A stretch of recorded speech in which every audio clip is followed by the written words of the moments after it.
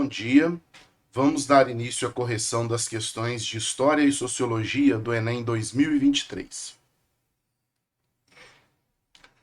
A primeira questão, vou fazer a leitura do texto de apoio. Felizes tempos eram esses. As moças iam à missa de madrugada. De dia, ninguém as via, e se alguma, em dia de festa, queria passear com a avó ou a tia, havia de ir de cadeirinhas. Bem razão têm os nossos velhos de chorar por esses tempos, em que as filhas não sabiam escrever e, por isso, não mandavam nem recebiam bilhetinhos.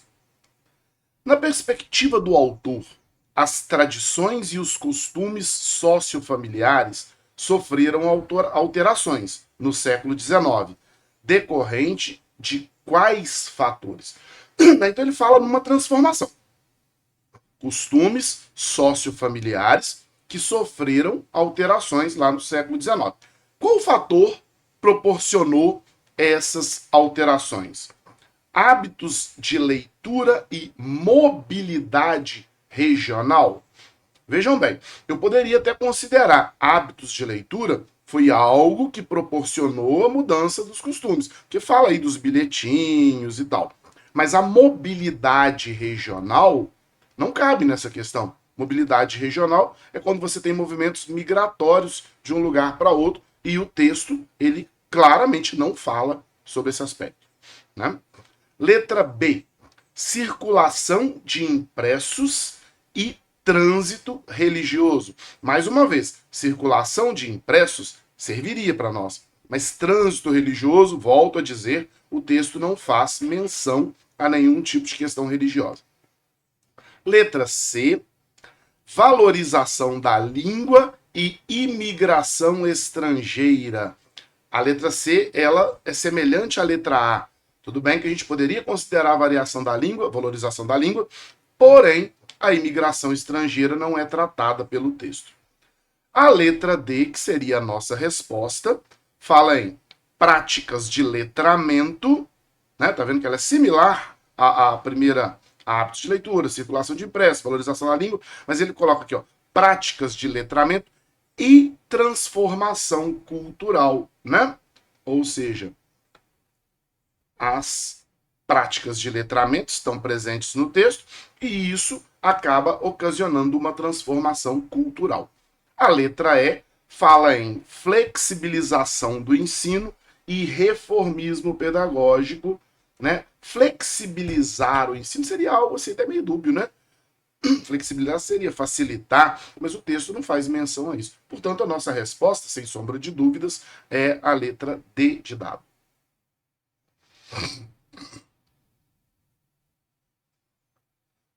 A próxima questão, o texto de apoio diz o seguinte: superar a história da escravidão como principal marca da trajetória do negro no país tem sido uma tônica daqueles que se dedicam a pesquisar as heranças de origem afro à cultura brasileira.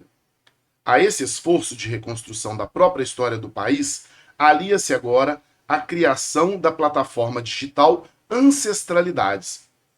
A história do negro no Brasil vai continuar sendo contada e cada passo que a gente dá para trás é um passo que a gente avança, diz Márcio Black, idealizador da plataforma.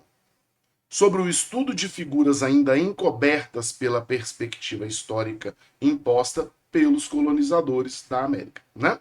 Então, o texto aí, o título dele, Projeto joga luz sobre negros e revê perspectiva histórica. Então, olha só, em relação ao conhecimento sobre a formação cultural brasileira, iniciativas como a descrita no texto favorecem. Vejam bem, o texto ali, ó, ele fala então sobre a criação de um portal chamado Ancestralidades, e esse portal facilita a pesquisa sobre a vida do negro, né? Para a gente entender melhor a participação do negro na formação cultural brasileira. Então, essa iniciativa ela favorece o quê? Letra A, recuperação do tradicionalismo. Não, né, gente? Porque pensa bem, tradicionalmente, o negro é relegado a um segundo plano na nossa historiografia, não é? O negro sempre é visto como o trabalhador braçal.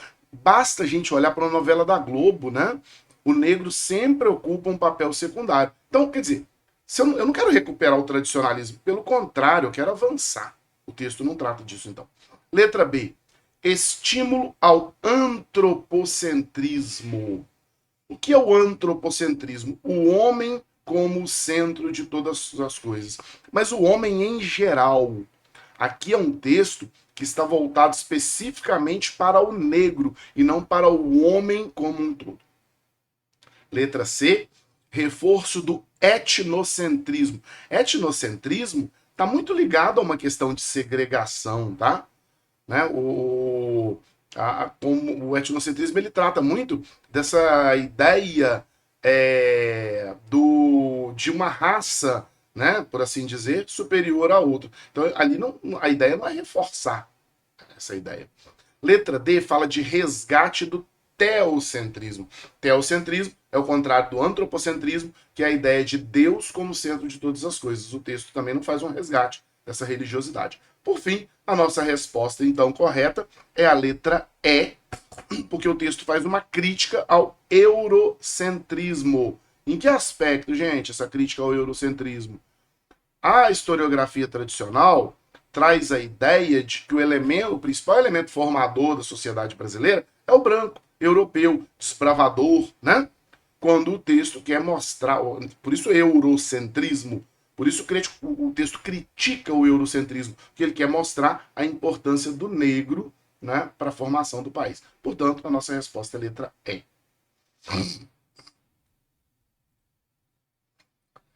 Bom, tem um texto que remete a um assunto bastante atual, né?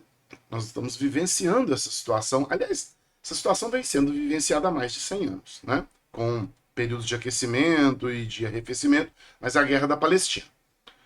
Escrito durante a Primeira Guerra Mundial, o seguinte trecho faz parte da carta enviada pelo secretário do Exterior britânico, Sir Arthur James Balfour, ao banqueiro Lord Rothschild, presidente da Liga Sionista, em 2 de novembro de 1917. A carta ficou conhecida como Declaração Balfour. O governo de Sua Majestade vê com aprovação o estabelecimento na Palestina de um lar nacional para o povo judeu e fará todos os esforços para facilitar tal objetivo. Nada será feito que possa prejudicar os direitos civis e religiosos das comunidades não judaicas na Palestina. Vejam bem, a gente tem que lembrar que Palestina é uma região, tá? Vários povos viveram nessa região da Palestina, os próprios antepassados dos judeus, os hebreus, viveram lá, mas depois houve a diáspora, né? Onde os hebreus ou os judeus se espalharam por todo o mundo. E aí, já muito antes da questão do Holocausto da Segunda Guerra Mundial, já ali ó, em 1917, a Inglaterra começa a se preocupar com a busca por um lar para os judeus, né? E aí tiveram a brilhante ideia de propor que na Palestina, parte da Palestina, servisse como lar para os judeus. Só para contextualizar aqui. Então, olha só, a análise do resultado do processo em questão revela que o governo inglês foi incapaz, olha só, ele foi incapaz, porque o texto mostra um objetivo. Vamos criar um lar para os judeus na Palestina. Então, o governo inglês foi incapaz de garantir o seu objetivo de promover o bem-estar social. Olha, essa questão ela é tendenciosa, né? Porque, vejam bem, o objetivo ali daquele texto, daquela fala do Balfour, era de promover o bem-estar social? Ele se preocupou com os dois lados? Não. Quando você não se preocupa com os dois lados, e a gente sabe que essa questão palestina é espinhosa, né? Então, quando você não se preocupa com os dois lados, você não está promovendo o bem-estar social. O que eu quero dizer é, este não foi um objetivo. Nós estamos procurando nessa questão o objetivo do governo inglês e o objetivo que ele foi incapaz de garantir. Né? Ele tinha um objetivo, mas ele falhou. E eu estou dizendo para vocês que a letra A não era o objetivo. Certo? A letra B, tampouco. negociar o apoio muçulmano. Muçulmanos são os palestinos hoje, né? Os egípcios são muçulmanos, enfim. O governo inglês estava preocupado em negociar o apoio muçulmano? Não. Ele foi, de certa forma, ditatorial. Ele agiu de forma rigorosa. Né? Então ele não estava buscando negociar esse apoio muçulmano. Na verdade, o que ele estava tentando fazer e que ele não conseguiu? Mediar os conflitos territoriais. Né? O objetivo da Inglaterra em colocar os judeus para viverem na Palestina era mediar os conflitos territoriais. Deu certo? Não. Estamos vivenciando agora um novo episódio de guerra entre judeus e palestinos. Não é? A letra D. Não era um objetivo da Inglaterra estimular a cooperação regional. Né? Mesmo porque eles estão dividindo a terra entre dois povos historicamente afastados. Por fim, não era um objetivo combater os governos autoritários. Por mais que você pense que aqueles governos ou qualquer daqueles governos seja autoritário, o texto não faz essa menção. Então, portanto, a nossa resposta é a letra C. Bom, próxima questão, texto 1. Como presença consciente no mundo, não posso escapar à responsabilidade ética no meu mover-me no mundo. Se sou puro produto da determinação genética ou cultural ou de classe, sou irresponsável pelo que faço no meu mover-me no mundo. E se careço de responsabilidade, não posso falar em ética. Isso é um texto de Paulo Freire. Né? Paulo Freire fala de responsabilidade ética. Texto 2. Paulo Freire, então agora é um outro autor se referindo a ele. Paulo Freire construiu uma pedagogia da esperança. Na sua concepção, a história não é algo pronto e acabado. As estruturas de opressão e as desigualdades, apesar de serem naturalizadas, são sócio e historicamente construídas. Daí a importância de os educandos tomarem consciência da sua realidade para, assim, transformá-la. Né? É bem claro, né? Estruturas de opressão e desigualdade, apesar de que a gente naturaliza, a gente acha natural. É coisa cotidiana. Opressão, desigualdade, elas foram construídas socio e historicamente. Bom, com base no conceito de ética pedagógica presente nos textos, os educandos tornam-se responsáveis pela, ou seja, os estudantes, aqueles que se dispõem a aprender, eles são responsáveis pelo quê? Por uma participação sociopolítica. Não é? A escola ou qualquer outro meio de aprendizagem, segundo Paulo Freire e segundo vários outros pedagogos, sociólogos, ela é uma formadora de seres pensantes, de seres sociopolíticos. A gente aprende matemática, história, sociologia, a gente aprende isso para a gente poder interagir com o mundo, para a gente alterar o mundo, para a gente viver em sociedade. Então é isso que pressupõe. Né? Com base nesse conceito de ética pedagógica, os educandos têm que se tornar seres com participação sociopolítica. Vejam bem, as outras opções. Eles se tornam responsáveis pela definição estético-cultural. O que seria estético-cultural? Isso é um conceito aí bastante interessante, né? Porque é a cultura como estética, cultura, essa cultura de massa, né? O educando não é responsável por ela, e sim a indústria cultural. Ele também não é responsável, como a letra C diz, pela competição econômica local. Como assim? Um educando, através da ética pedagógica, teria que se preocupar com a competição econômica local, né? Muito menos com a manutenção do sistema escolar. Quem é responsável pela manutenção do sistema escolar é o gestor, que é o Estado. E ele também não é responsável pela capacitação de mobilidade individual. Ou seja, quem é o responsável por essa capacitação? Também o gestor, no caso, o Estado. Portanto, a nossa resposta é a letra A. Próxima questão. A diversão é o prolongamento do trabalho sobre o capitalismo tardio. Ela é procurada por quem quer escapar ao processo de trabalho mecanizado para se pôr de novo em condições de enfrentá-lo. Mas, ao mesmo tempo, a mecanização atingiu um tal poderio sobre a pessoa e seu lazer e sobre a sua felicidade, ela determina tão profundamente a fabricação das mercadorias destinadas à diversão, que essa pessoa não pode mais perceber outra coisa senão as cópias que reproduzem o próprio processo de trabalho. Né? Isso aqui, esse texto do Adorno e do Horkheimer, né, que são dois expoentes da escola de Frankfurt, ele mostra muito dessa nossa realidade hoje, onde o lazer se confunde com o trabalho. Né? Então, neste texto aí, ele diz que o tempo livre é concebido como: o que a gente faz com o nosso tempo livre de acordo com esse texto? Letra A: consumo de produtos culturais elaborados no mesmo sistema produtivo do capitalismo.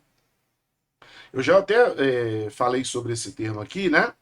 Da chamada indústria cultural. As coisas não são feitas para o nosso lazer. Os programas de televisão, as peças teatrais, os seriados que nós assistimos na TV, eles não são para o nosso lazer, e sim para o nosso consumo. É uma extensão da nossa cadeia produtiva. Né? Por isso que o nosso tempo livre é consumido, como a letra A, o consumo de produtos culturais elaborados no mesmo sistema produtivo do capitalismo. Ok? Vamos descartar a letra B, porque forma de realizar as diversas potencialidades da natureza humana. Como o próprio texto diz, se é um prolongamento do trabalho, eu não estou utilizando de diversas potencialidades, e sim estou focando somente no mundo do trabalho. A letra C diz, é uma alternativa para equilibrar tensões psicológicas do dia a dia. Gente, nós conseguimos perceber isso no dia a dia. Nós trabalhamos pelo WhatsApp, né? A gente vê isso como diversão. Ao mesmo tempo que eu estou batendo papo com meu amigo, eu estou conversando com o meu chefe. Isso não equilibra a tensão psicológica. Pelo contrário, todo mundo sabe disso, que hoje isso só amplia. Letra D. Promoção da satisfação de necessidades artificiais. Poderíamos confundir. Né? O tempo livre é concebido como promoção de satisfação de necessidades artificiais. Vejam bem, a indústria cultural ela não vende aquilo que ela vende como uma necessidade artificial. Ela vende aquilo para você como algo de absoluta necessidade. Você precisa assistir a série, você precisa comprar o seu iPhone 22 e por aí vai, né? E a letra E trata de mecanismo de organização do ócio e do prazer. Quem disse que isso aí, extensão do trabalho no seu momento livre, é um mecanismo de organização de ócio e prazer? Jamais, né? Portanto, fica bem claro para nós que a nossa opção correta seria a letra A.